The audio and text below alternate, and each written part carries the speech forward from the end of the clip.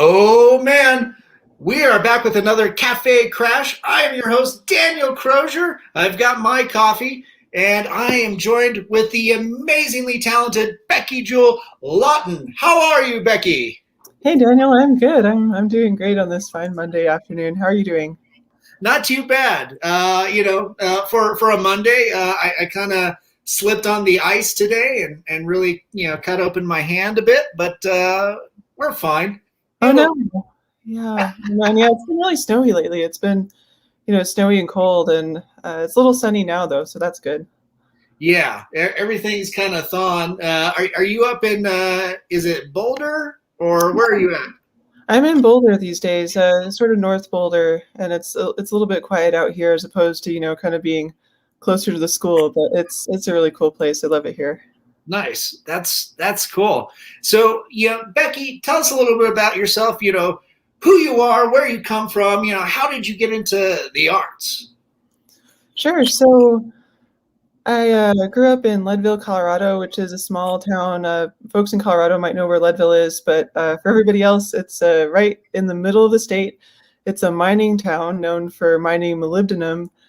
So that's where I grew up. It's also at 10,000 feet, so its claim to fame is, Denver's about 5,280 is what it is, and Leadville's the 2 mile highest city. So Mm. that's where I grew up. I was always interested in art from a very young age. I think my mom has like pictures of me painting in diapers and stuff, and it's all very funny. But yeah, I studied a lot of math and physics in school, and then I decided, I was thinking about maybe going to the School of Mines or something. But Cool. what I thought was, what really makes me happy and what makes my friends happy is when I make like all these funny like cartoons and art and stuff. So I decided to major in art at CU Boulder, and yeah, I've just been doing art kind of this whole time, but it's been really fun. But yeah, that's where I'm from, and that's kind of how I got started with art. It's been a long time. It's really good. Well, that's cool. That's hilarious. Painting in diapers and everything. My parents used to say that, I came out of the womb with a pencil in my hand. So I'm sorry, Mom. That probably hurt.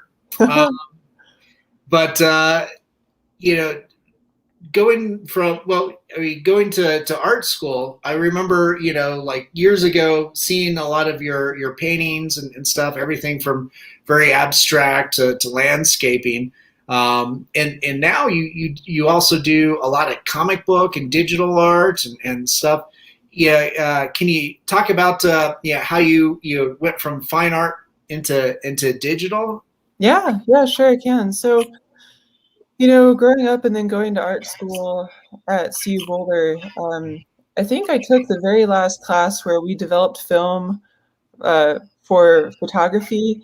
This Yeah. was about 2004 to about 2007, which is when I went. So I think I caught the last part of traditional art. And this Oh, is going to sound really funny at this point, but when I was in school, people didn't even think Photoshop was real art. There'd be like these deep philosophical arguments where people say, "Oh, it's Photoshop. You painted it in Photoshop, but it's not real art." And this was, just about 15 years ago. So I learned traditionally, and then a couple years ago, I think maybe it was like 6 years ago, I got one of those first iPad Pros as a gift, cool. and I started playing in Procreate. That was the first program I really used, and I'd used Photoshop and everything before that, but that iPad Pro with Procreate really kind of revolutionized art because the engine it just looks like real watercolor. It looks like real painting, Oh, nice.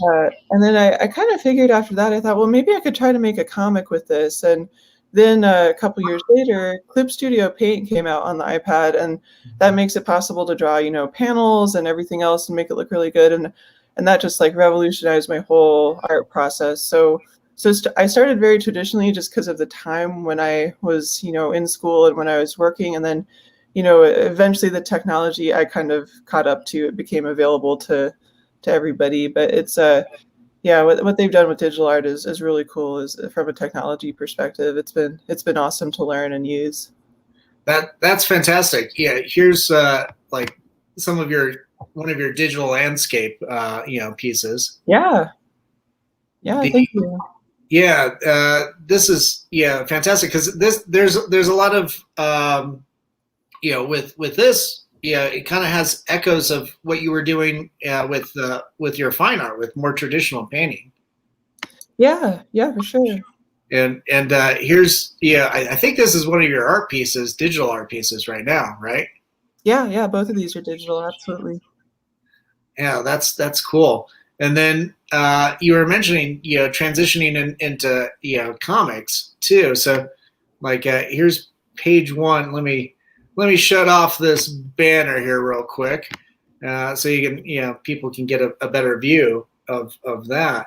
And you were doing this in Clip Art Studio, is that right? Yeah, Clip Studio Paint, and Clip I Studio. painted a lot of it in Procreate. About the first 8 pages of this comic were made in Procreate, and then after that, I moved entirely into Clip Studio Paint. Nice. And what kind of compelled you to start creating comic books? Did you always want to do more sequential storytelling, or just storytelling in general? How did that come about? Yeah, I'd say yeah. So I loved comic books when I was a kid. They were always kind of a bright part of my day. What I really liked when I lived in Leadville was going to like the gas station or Safeway, and there'd be a big rack of comics, and like I'd be kind of afraid of the stuff like Venom, like that would kind of scare me when I was a little girl. But I loved picking up Archie comics and then Sonic the Hedgehog comics. I loved like all of those, and God, what else? Like, well, when I was a teenager, I got kind of more into like the X-Men and stuff like that, and I got a little bit less scared of Venom. Yeah. But, it's like I guess it's funny how the teenagers in Archie comics are they're kind of like a very like they're idealized teenagers. Like teenagers aren't really like that. Like, well, at least in the '90s. Like maybe now Archie is actually like a teenager.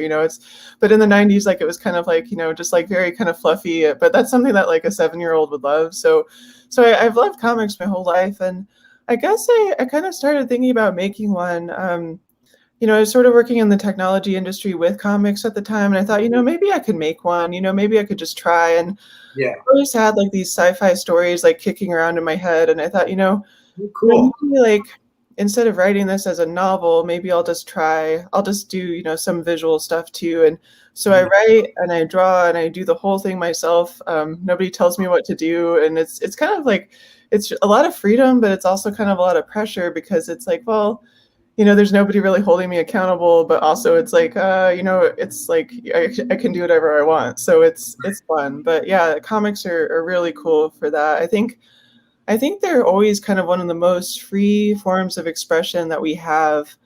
Like people always get into trouble for making comics, in other countries and stuff. And it's like, well, why is that? It's like it's a really cool form. But yeah, that's why I got into it. So everything from like Archie to, just like go for broke freedom stuff. It's fun. That's cool.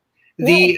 The your digital web comic is Tilted Sun. Yeah. And Alex just popped in and said, "Hey, nice comic." Thanks, Alex. Great to see you. But tell us a little bit about like Tilted Sun. What that's about. You mentioned that you had a number of sci-fi stories kind of kicking around. Was this one of them then? Oh yeah, absolutely. It's sort of a story I've been thinking about since I was a teenager, but it's kind of grown up with me as time goes on. So as I read, more sci-fi myself, and just being an adult rather than a teenager, I've kind of thought about more sci-fi concepts. But I love Neil Stephenson. I love, The Dark Tower by Stephen King. I love all those things. I love Lord of the Rings. But I also love like really goofy stuff, like some of the Golden Age Star Trek where things are kind of silly. Like I love stuff like that too. And I also love anime where, there will be really serious episodes of something like Cowboy Bebop and like everybody's about to die, but then there will be an episode where like everybody just kind of like is like, on mushrooms or something. And Nice. And that's what anime does. But yeah, so the story's kind of always been with me, but like to give you kind of a high level of the story, it's It's people live on the moons of Saturn, and Saturn is now a sun, and nobody's really sure why Saturn is a sun, hence the name tilted sun. Okay. In the past, people must have, you get kind of get the feeling that people must have made it a sun at some point. It's like an engineered sun. Oh. And there's all this computerization, but it's pretty uneven. So it's like there's technology, but you're not really sure why some people have it, other people don't. There's all these things that people can do, like they can impersonate animals if they want, like they can, like hack themselves into like a electronic bird if they want. It's kind of really kind of high concept sci-fi stuff. But so those are kind of a list of like influences, and then also just like a very, very high level what the story is about. But it's it's kind of like if you like Blade Runner or Princess Mononoke, you'll probably like Tilted Sun. It's sort of the same same kind of feel of Nice. of mixture there. Yeah. Yeah, that's an interesting cross section. Blade Runner and Princess Mononoke. You get that sci-fi noir, and then kind of that feudal Japan mythology. That's awesome. I love that guy. He's great. Yeah. Just that premise of an engineered sun. I mean, good God, that sounds amazing. Yeah, it's fun, it's fascinating, and there's about 96 pages online, so it's not done yet. So I need to, finish it. And it was kind of a webcomic for a time with weekly updates, but now it's sort of like I'm trying to go into part 2. So there's quite a bit that's online, but it's not everything is explained yet. So nothing I say is a spoiler either. Oh, okay, cool. Would you say that just part 1 is the only thing that exists online right now? Yeah, I'd say part 1 is the 96 pages that are online at tiltedsun.com. Oh, that's cool. So, for everybody, not right now, but after this interview, go to tiltedsun.com.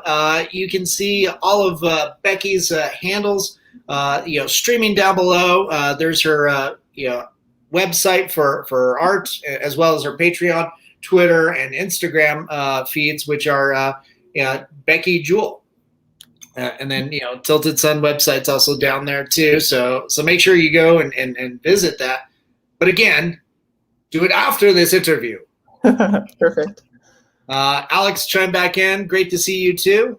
So this is some of the nice things too about StreamYard is all this live broadcasting. You get comments from YouTube and Facebook, that occasionally pour in.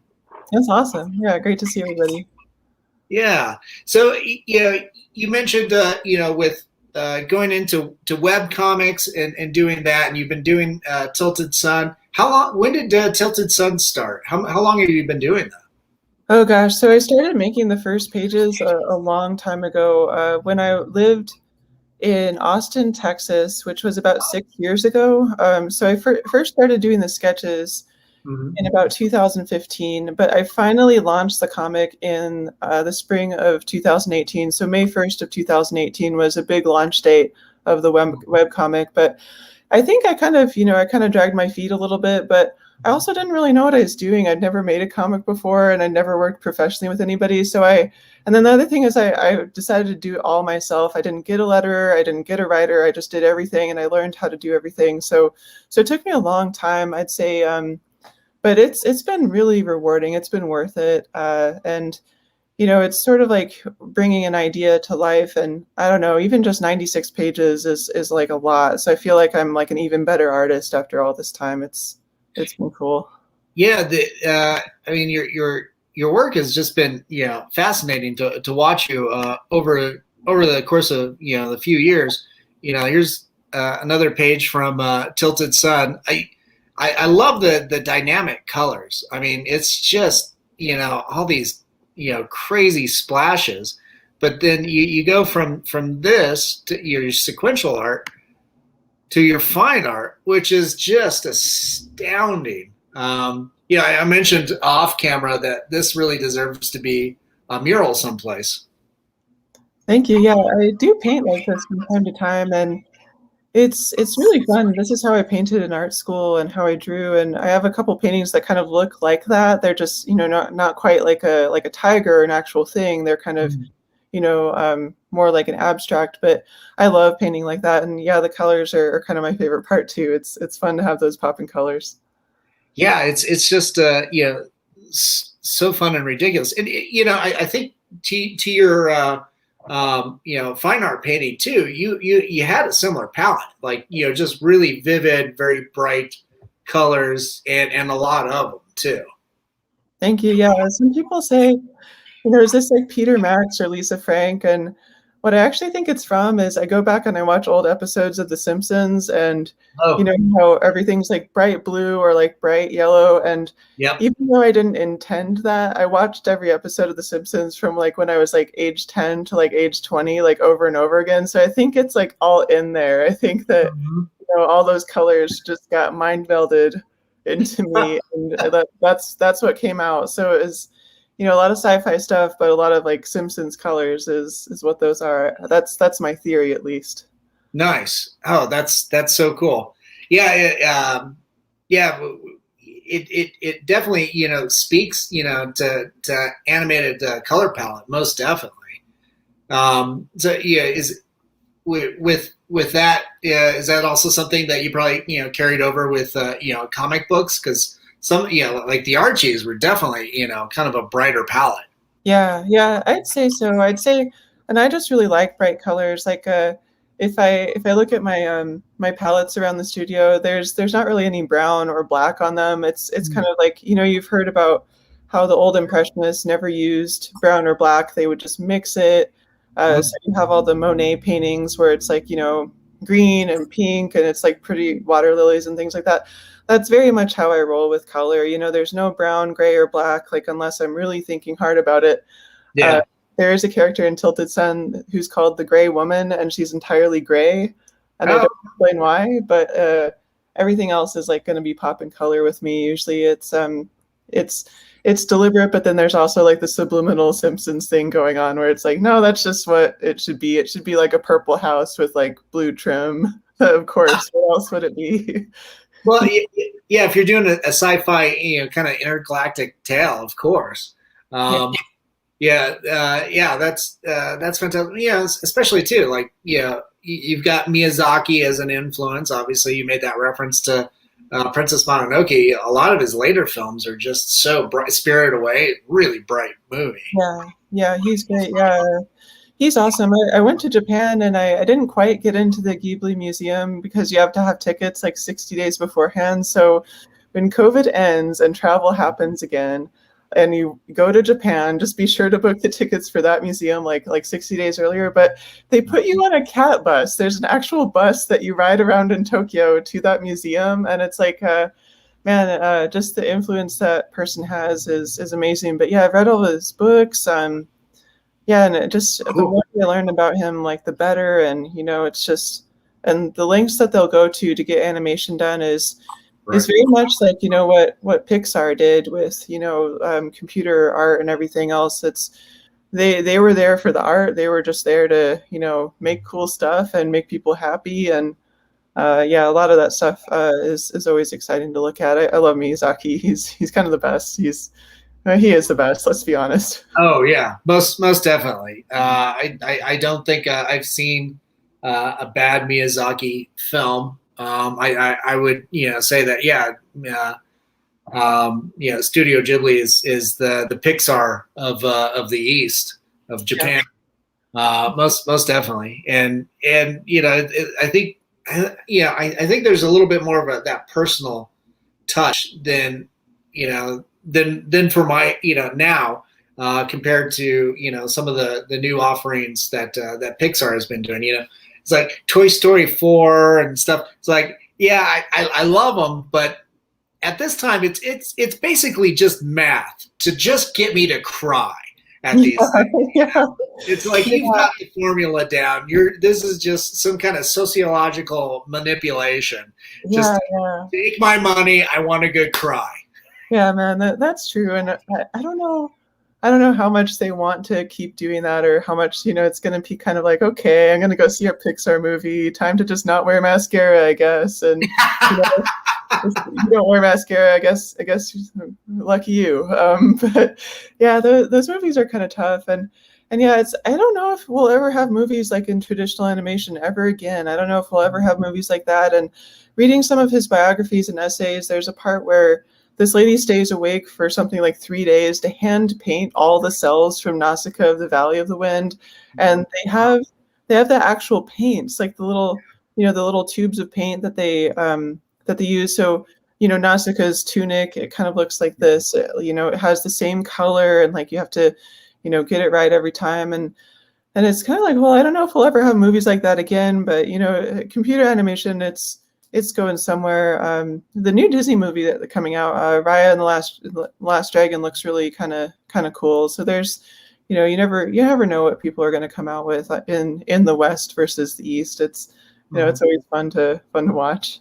Yeah, one image that kind of reminds me of like Nausicaa of yours. And granted, it is a bit of a stretch, but it's something like this. Of course, granted that film, you had a lot of people flying around on giant insects and stuff, but I mean, to me, this is not unlike that.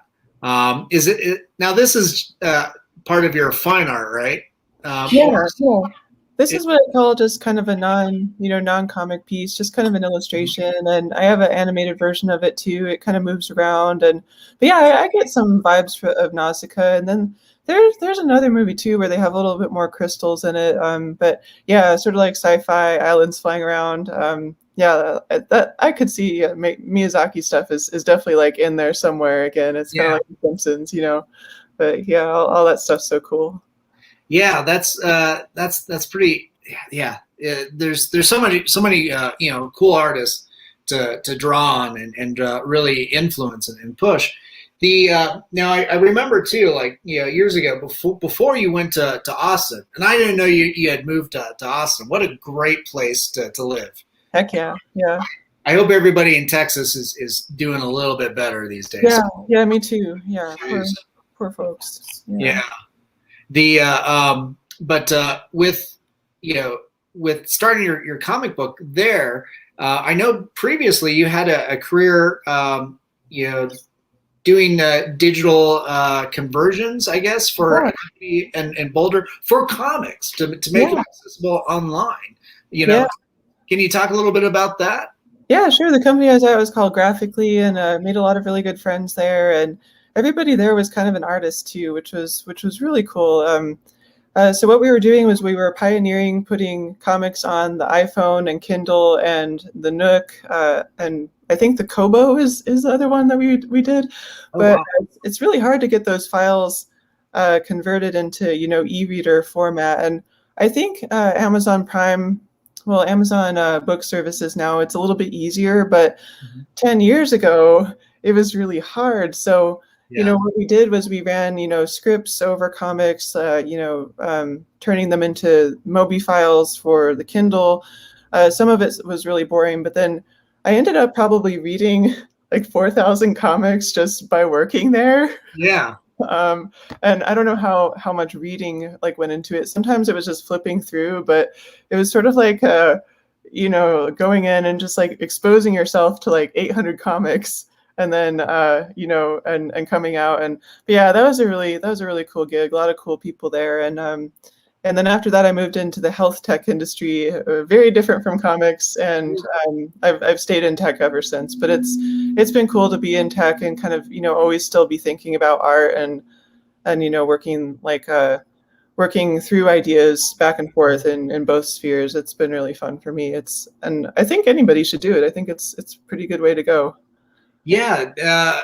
Well, it seems like a good marriage of, not only like, it sounds like at the time you were, starting to work in Photoshop and everything like that, going into that field, but also just being bombarded, with all those, fantastic comics, what a great, kind of education, I suppose, kind of set you up for later on down the line when you're a tilted son.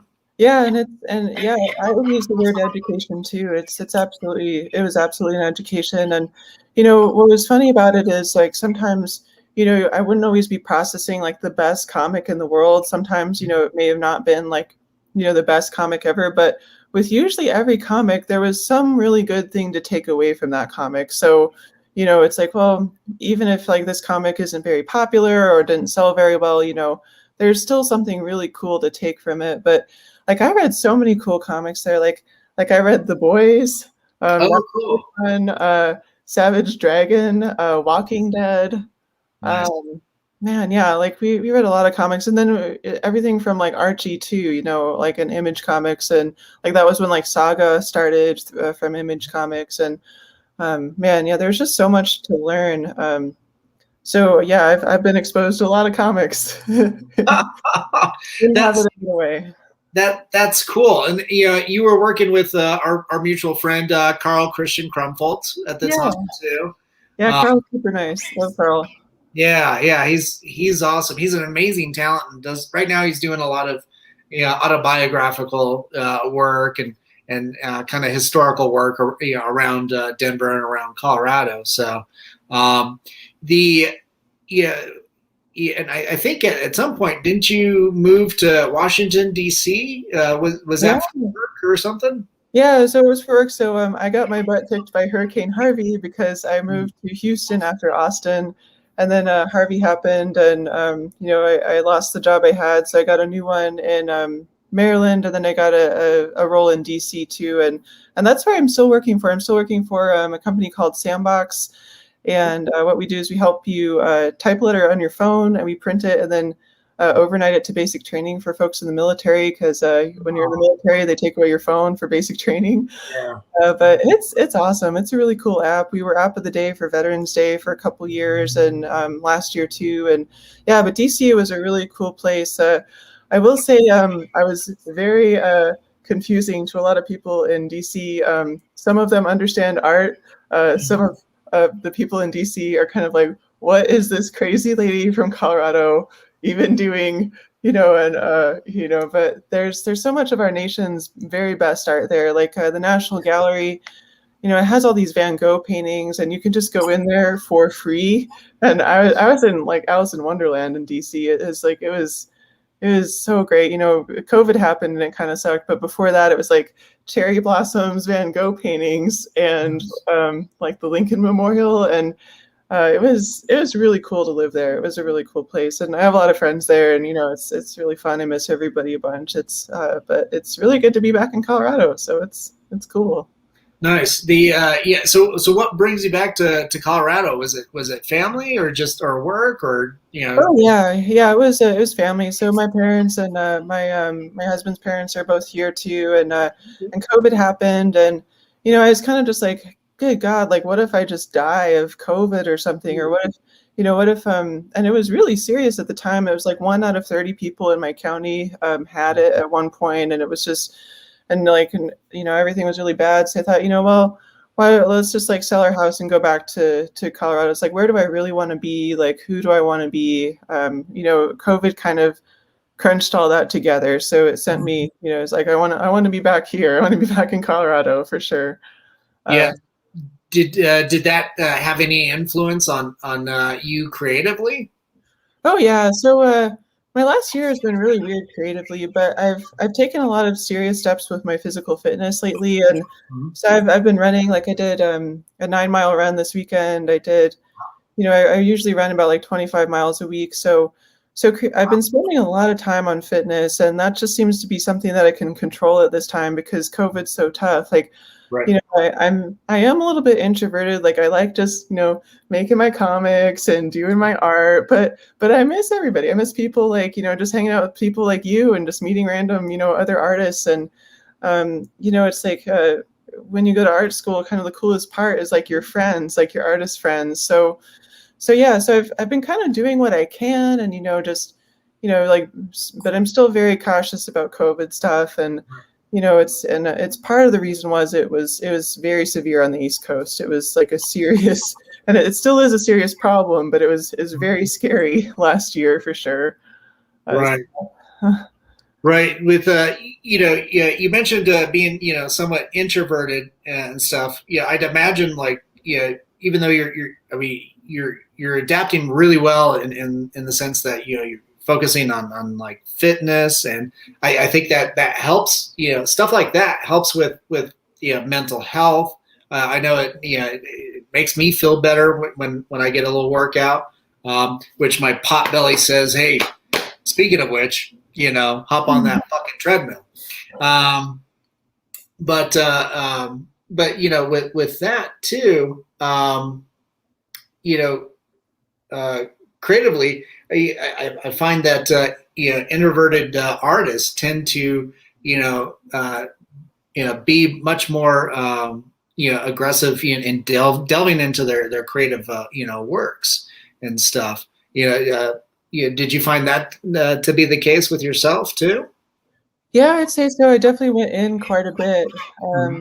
In addition to going out and trying to run and everything, and Yeah. getting really fit. But yeah, I definitely went in quite a bit, and I paint a lot. I'll make a lot of paintings in a month. In January, I think I made 10 oil paintings, and that might be what comes out. My comic's a little bit more on hold. It's been a little bit, on pause lately, especially during COVID. But if I really want to do something, I'll paint, or if I'm kind of like, I want to draw, but I don't know what to draw. I'll just make fan art. Like I'll draw like video game characters or things like that. But yeah, Cool. I definitely went in like quite a bit, and it's like it is just like that question I asked earlier. It's like it's sort of like death is very like it's like nobody wants to talk about it, but it's it's kind of here, so that accelerates a lot of questions. That makes a lot of decisions happen really quickly. So yeah, I'd say it's been a really interesting creative year for me, and it's been good. It could have been different, and I don't know if it could have been better, but it's been definitely interesting. It's been an interesting time. Yeah. It's you certainly sit back and kind of reevaluate your situation, and it's like, well, if this is going to get done, then I better get on it, because yeah, who knows what's going to happen in the near future, or in the far future. It's we've lost so many friends, and so many other loved ones have taken ill Yeah, to it's this thing. hard. Yeah, Yeah. it's been a tough year. Yeah. The you mentioned you were talking about CU art class, and taking courses, and that. It sounds like that. We were talking about this too off camera, but it sounded like it was really successful in that kind of motivated you to learn a number of disciplines, not just painting, but going into digital. Was that a little bit of that genesis too? Yeah, so art school, I think I caught art school at the very end of traditional media. So when I graduated in 2007, I think I took the very last film class where we were developing film in a dark room, as opposed to digital photography, which was taking off. And as I said, maybe it was 6 years ago when I got the first iPad Pro. So, but yeah, CU Boulder was a really cool art school experience for me. And coming from Leadville, which is a really, really small place, and there's two stoplights in town. Uh, Yeah. there was only one when I was in school. There was only one stoplight. They added the stoplight since then. Leadville is very small, so CU Boulder was really cool. And it was a great time to just, that movie, that Disney movie Zootopia, where she's like, Yeah. Yeah. try everything. And so I had a Photoshop class, a film class, and then film studies class. Watching movies and all those good things. And it was just kind of, it was like quite an education, like working at the comic book company. It was just like bombardment for me, where, my parents were awesome, and they took me to art museums when I was a kid, and, I got to see really cool stuff. But it's, I think the main benefit of art school too is just being around other artists. Like we were kind of talking earlier, like, I'd learn a lot from teachers. Those teachers were really great. But I think about, well, who did I really learn the most with? And it was peers, where peers, you just kind of hang out and just draw together or something like that, So it was a good time. I really liked CU Boulder, and I went back to grad school and I taught there for a little bit for as a TA for literature. So I got my master's in literature, and the coolest part about that was everybody I taught in that literature class, like they all became really cool artists too. Like they're like the coolest. Like the one person's like drawing on Twitch every day. One person's doing murals, and so I think Right. there's a real interdisciplinary thing to that. I think it's Yeah. it's sort of like, well, that was an English class about theory that I taught, but then they're all out there making murals. So it's like, I don't know, it's it's a cool place. And a lot of the diversity of classes was kind of the reason for that, I think, and just trying everything was a big part of that too. That's cool. Yeah, having those interdisciplinary, kind of collectives. It's interesting to kind of sit back and do a little diagram of how everything kind of informs the other thing that you do or that you're into. We were talking about how like peers also tend to challenge each other and stuff as Yeah. well. It's like you see Bill doing something. It's like, ah, crap. All right, I got to up my game too. I'm not going to let you outdo me. Yeah, that sort of fun-loving stuff. Until it turns into a knife fight. That's not too bad. Anyway, we won't go there. There was no knife fight. No, it's okay. I mean, like, what's nice is that happens in other spheres too. Like, yeah, my personal trainer for fitness is always going to be way faster than I ever will be. But I learn a lot from that person. So sometimes if it's like somebody's just like making a sculpture and it's like way better than you could ever imagine, like it's good to just try. So I think that happens it happens in other dimensions too, in addition to art. But like hopefully we don't night fight too much, I guess. Yeah. Yeah. Yeah, it's always great to see what other people are doing and then see how that informs or you can apply some of those ideas or concepts into what you're doing and how that elevates or changes the work too. Yeah, I also tend to think in terms of like how you would have a critic or somebody critique what you're doing and Yeah. getting that feedback even when it appears that it's just complete assault on what you're doing and killing your ego. Oh, Trying to dig for that nugget of where's that truth and where can I where can I find a kernel that I can use and apply from what that person's saying. At the same time, it could be something completely disregarded. But I also find something similar to be said too about positive feedback. Oh, this is nice. Okay, what makes it nice? If there's no meat to that, it's pleasant, but it can also be looked at, I feel, as kind of an empty, polite gesture. yeah, for sure. I can feel that a lot. And sometimes if I hear people say, that's nice or that looks really good, I'll try to dig a little bit deeper. I'll say, well, exactly like you just said, well, what makes it good, or why? Right. Why do you think it's nice? And then sometimes it's as simple as, well, I like the color blue, and it's blue. So, Right. but yeah, it's good to get good at asking. And I think RuPaul is he's one of my heroes. He has this saying that negativity is just laziness. And okay. Yeah. and RuPaul doesn't really pull any punches, which is what I like about him, because he kind of tells it like it is, and he's kind of like one of the most fearless people ever, because he's like this tall guy and he gets on stage like in a dress. Yeah. But it's like so negativity is laziness, but yeah, I mean, you're right. It's sort of like if you get comments where they the person is just saying, oh, it looks nice, that's kind of tough. It's tough to like know what to develop out of that too, I think. Well, and I think too, like participating with your audience, like sometimes even to that extent, they might not have the tools to articulate, either. So, it becomes, I think, a conversation on, with the artists, the artwork, the audience, to get that dialogue going. I think that's what gallery openings really should be. Is just big, just conversations. Usually it's just wine and cheese. But yeah, I think that's something that we should all strive for, is getting that circle of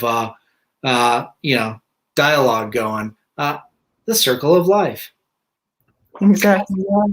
Yeah. I think one of the most valuable things is to have something to say about art, and then also get art that's unique. Like if you're not an artist, one of the best things I think you can do to express yourself, or to kind of like talk about like what you like, is to go commission like a random artist that or like a family friend, and get something that like speaks to your soul. Like don't go to Costco and get the Costco painting, don't go to IKEA and get the IKEA painting.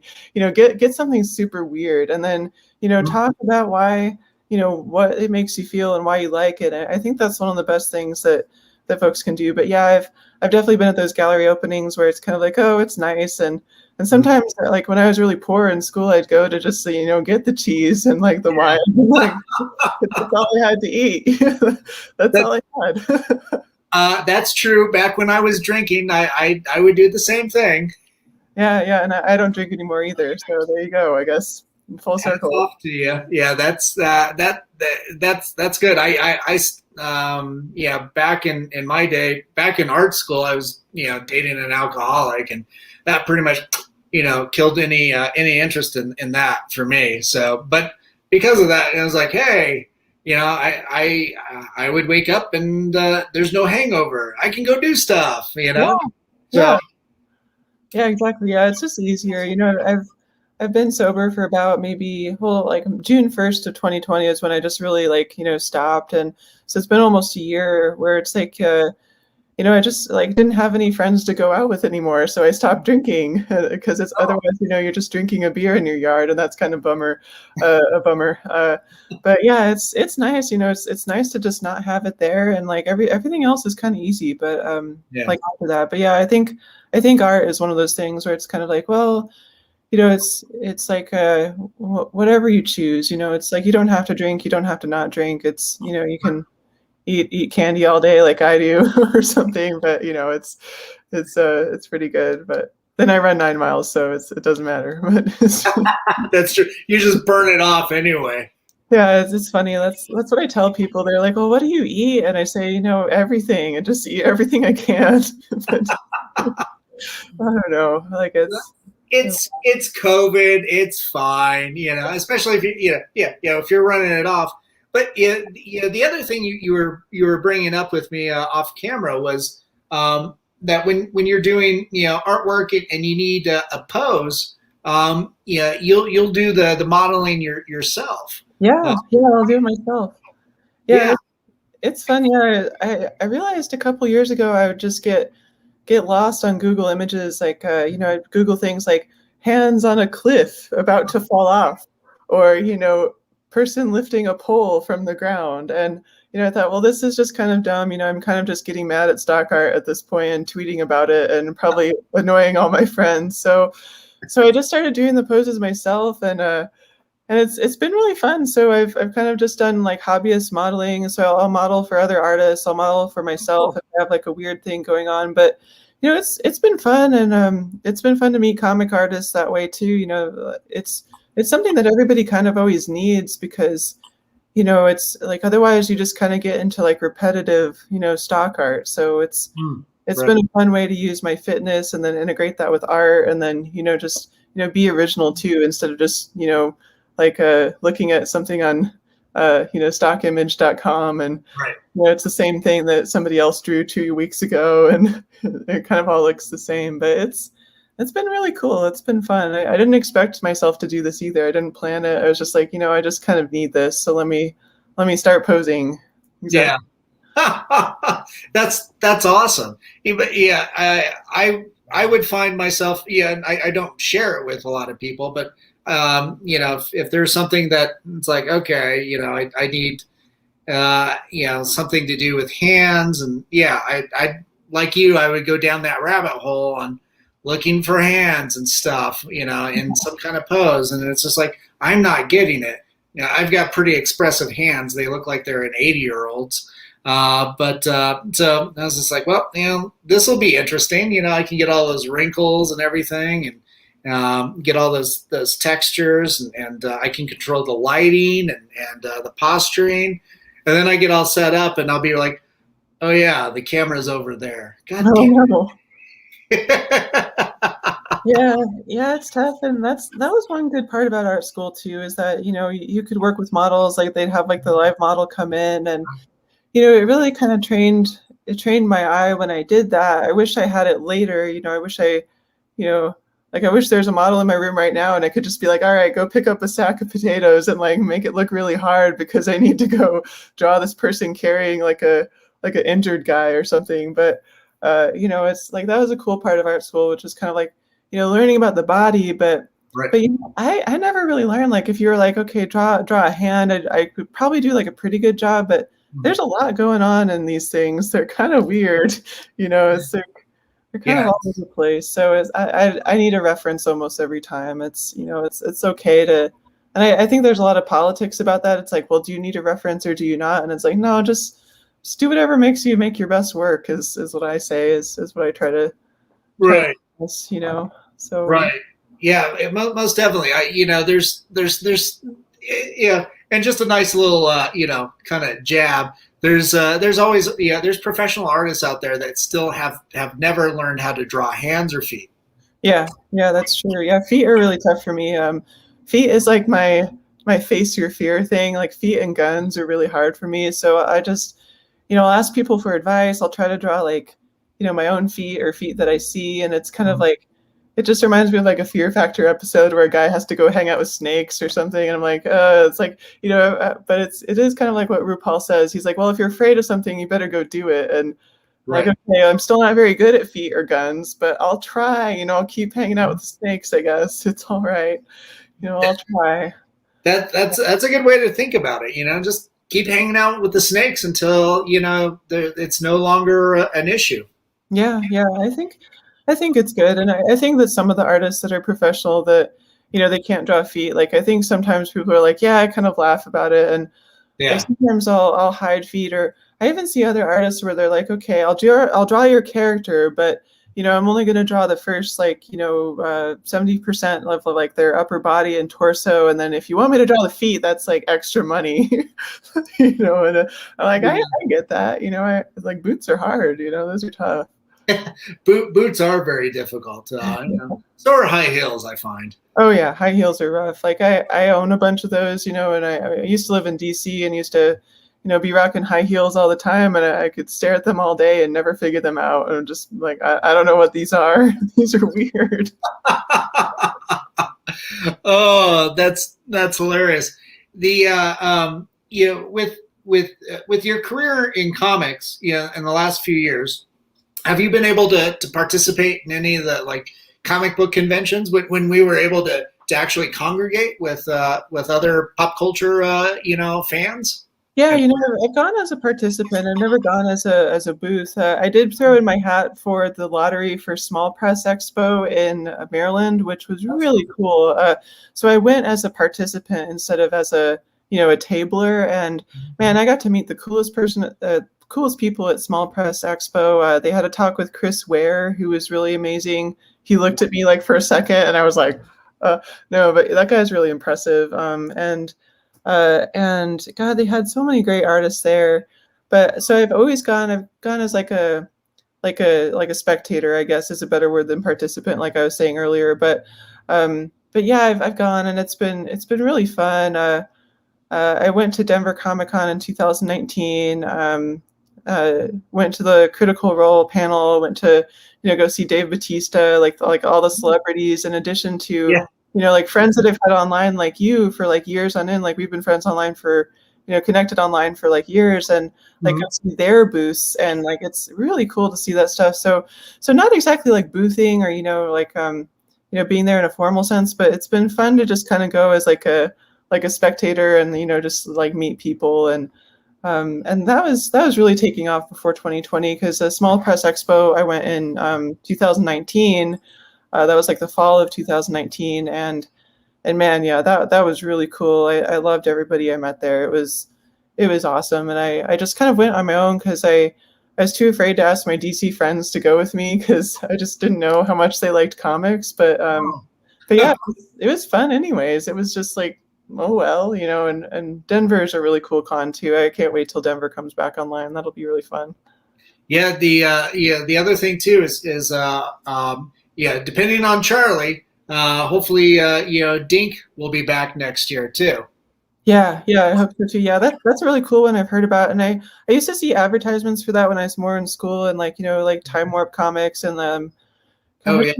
what's the other big comic shop? There's one that's kind of like near here, but I've never been, but I've always heard it's really cool. So I got to check that out when that comes back online. That looks really exciting. Yeah, it was good. I helped out with putting that together the first year, and Oh, cool. and then now we're trying to get a horror convention going here in Denver, Colorado Festival of Horror. That's how I got into doing a lot of this stuff, is doing online interviews, in-person interviews, and things of that nature. And it kind of rolled over into, hey, I've got much more. I've got a whole larger group of creative friends that don't necessarily fit into the horror space, but it'd be nice to connect with them. Yeah, horror stuff's really cool. Yeah, I always don't seem like a person who likes stuff like that, but yeah, I love stuff like Stephen King, horror movies, and kind of like horror in like a really like weird way. Like some of the newer stuff that's out, like the torture porn, I'm just not really into. But the stuff that's like deeply scary stuff, I'm like, yeah, I'm into that. That's cool. Nice. Yeah, one thing that actually comes to mind, it kind of detours from this this thread that we're on, but have you with your webcomic, have you looked at other online digital platforms like Comixology and Webtoons from South Korea? Oh yeah, for sure. I've looked into those, and since I used to kind of work at a company like that, I've definitely looked into those. Tapas is one. TAPAS is one that I've always kind of thought about, and yeah, Comixology, I know of it. I just haven't looked into it too much, and then I've kind of borked some of my old files for Tilted Sun, so I like whatever format they need. I've kind of I don't know if I have like the right file format for. So it's like, again, like here's the 10-year-old question of making the file correct, but yeah, it's I've looked into those, and I've looked into doing a print edition, maybe doing like a Kickstarter for a print edition, and like I think that'd be really cool too, just to get like pinups done, like of other maybe other local artists could do like a pinup, and then we have like this cool book at the end, like. So I've thought about that. Yeah, maybe like print, and in addition to those online platforms. Well, yeah, I think that's an absolute wonderful, splendid idea. Yeah, let me know if you want this schmuck to contribute. I'm happy. No. Yeah, that'd be great. Yeah, I'll keep you in mind. And yeah, I love Colorado artists, and I just got to finish. I got to finish it to get to a point that makes sense, and then once it does, I'll probably launch that Kickstarter, and cool. We kind of just decide how much we want everybody to have from something like that. So yeah, but I've worked with a lot of other artists and running Kickstarters, and I've done like a couple small projects for Kickstarters just like that. I've always really liked it. So I think whenever I ask artists to do stuff like that, I'm like, I just want this to be fun for you. Like if it's just like have fun with it, then yeah. Right. If it's not fun, why do it? Yeah, exactly. It's just like, and like pinups are so fun. Like I would do a pinup or like a one pager. Like that's just fun. Yeah, pinups are those can be a lot of fun. I've played in a couple other people's worlds that they've created, and it's such a nice for an artist. I think it's such a nice segue in. It's like, oh, this is how you draw this character. It's for me, it's usually something or someone that I don't know, but it's an entry point, for me, and then I become a fan too. Yeah. So that's always interesting. Yeah, I'm excited for that. That'll be cool. We'll make it happen. Excellent. Well, Becky, thanks for coming on. One thing I wanted to leave with people is essentially a couple moments of Zen. So I love these, those moving images, those gifs, right? Thanks. And then this one too.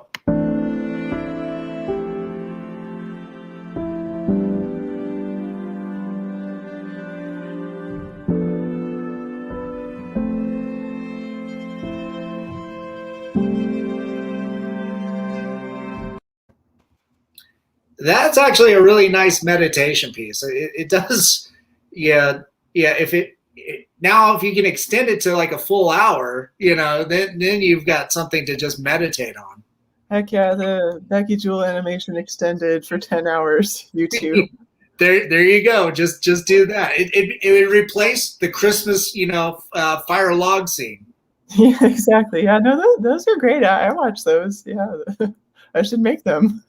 Most definitely. Definitely. Yeah. Look into that, Becky. Come on. It's COVID. You got time. Exactly. Yeah, that's a great idea. Thank you. That's awesome.